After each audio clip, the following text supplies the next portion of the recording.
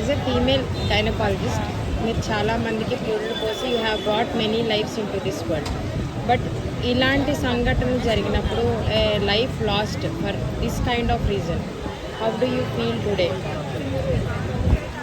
Ask me a very heart-touching question, Priyanka.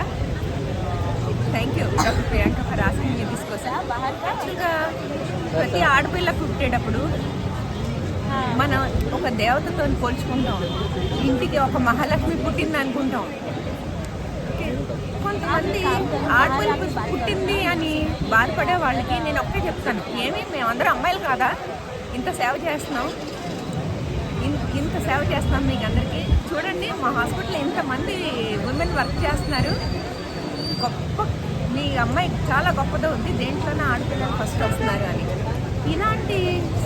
ఇలాంటి పరిస్థితి ఒక బ్రైట్ స్టూడెంట్, డాక్టర్ అభయ లాంటి బ్రైట్ స్టూడెంట్, ఎంతో ఎత్తుకు ఎదగాల్సిన ఆడపిల్ల, తనకి ఇటువంటి సిచ్యుయేషన్ ఎదురవడం చాలా చాలా బాధాకరంగా ఉంది. మనం ప్రతిరోజు ఇప్పుడు మొన్న ఆగస్టు 15 భారత మాత దండం పెట్టుకున్నాం, వరలక్ష్మి రథం. దీనికి అర్థమే ఉంది? అర్థం లేదు.